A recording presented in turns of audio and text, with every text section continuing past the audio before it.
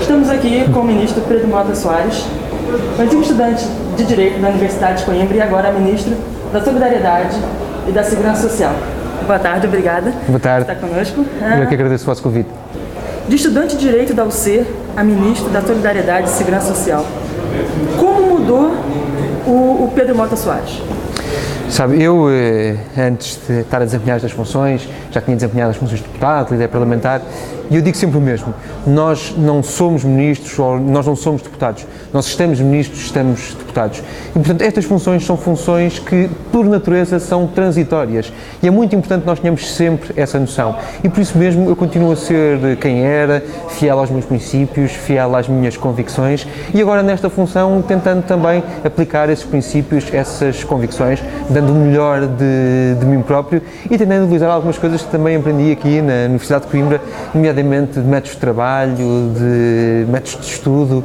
Eu acho que uma das coisas muito importantes que se aprende também numa universidade é que o único sítio onde o sucesso vem antes do trabalho é no dicionário. E, portanto, nós na vida, quando queremos alguma coisa, para conseguirmos alguma coisa, temos de trabalhar muito, e eu acho que isso também hoje é evidente até para o próprio país. Nós vivemos um tempo que é um tempo de dificuldades, é um tempo de muitos desafios, é um tempo em que acho que, do ponto de vista coletivo, nos vamos ter de preparar melhor, as universidades vão ter um papel muito importante aqui, as redes que se geram vão ter um papel muito importante aqui, mas também é fundamental que todos nós consigamos perceber que provavelmente vamos ter de conseguir trabalhar mais, desempenhar melhor as nossas funções, sermos mais produtivos para conseguir ultrapassar estas dificuldades, e eu sei que nós vamos conseguir, enquanto povo, ultrapassar esta dificuldade.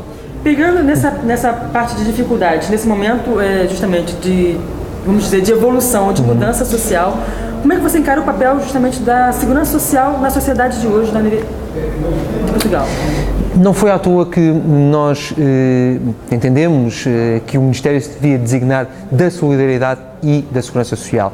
Para quê? Para separar o que é urgente do que é essencial. Urgente, do ponto de vista de um país que está numa situação de algumas dificuldades, é termos uma resposta social que seja capaz de criar uma rede de sustentação, de criar uma almofada social para as pessoas que, num momento de dificuldades, baixam a um determinado nível para o qual precisam, de facto, de uma ajuda do Estado. E, portanto, a solidariedade, a rede da solidariedade, passará exatamente por isso, por criarmos um conjunto de respostas que nos ajudem a responder a esta situação de emergência social que estamos a viver. E, portanto, a grande parte, o mais urgente neste momento foi, aliás, desenharmos um programa de emergência social que serve exatamente para minorar o impacto de um momento mais difícil sobre muitas pessoas, sobre os mais idosos que têm pensões muito baixas e consumos de saúde muito elevados, sobre as famílias, nomeadamente aquelas que estão neste momento flageladas pelo fenómeno do desemprego,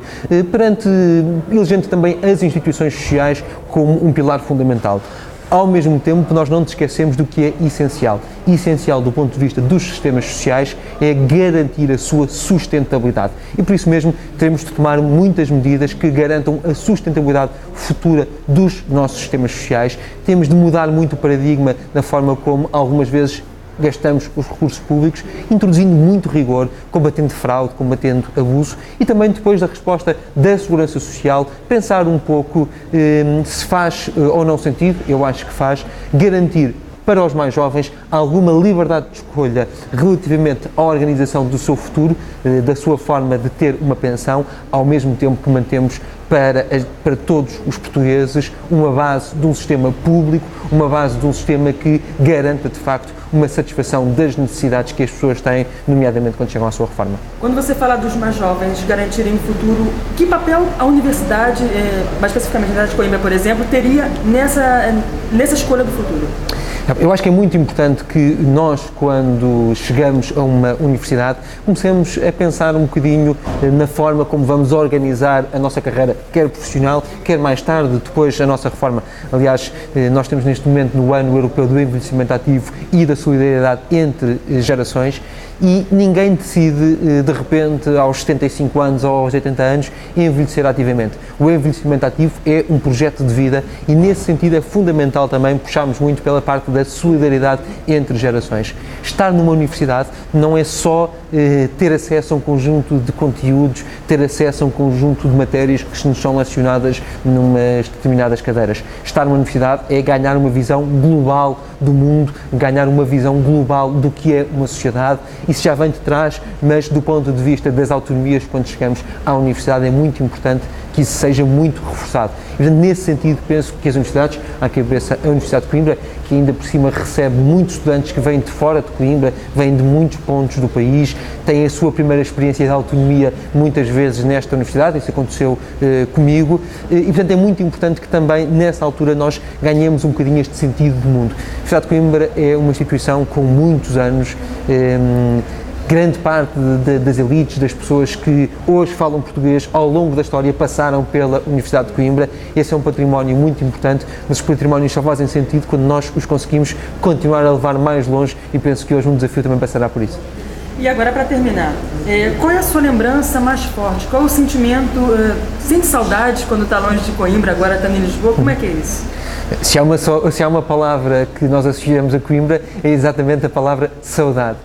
Como é óbvio, foram anos muito intensos, foram anos em que saí de casa para estar a morar sozinho, a gerir um orçamento que era um orçamento curto. Fazem-se amizades que são amizades que ficam para o resto da vida. Como é óbvio, os momentos que nós nos lembramos sempre, como os momentos da queima das fitas, são sempre momentos muito importantes, mas também me lembro de muitos mestres que tive nesta universidade. Lembro muito de perceber que havia um universo para lá do que muitas vezes nós tínhamos pensado, até a realidade, que era uma idade relativamente nova quando nós entramos na faculdade, e portanto nesse sentido, como é óbvio, quando olho para trás, quando olho para os meus 17, 18 anos, tenho saudades desses tempos, mas acima de tudo tenho saudades de Coimbra.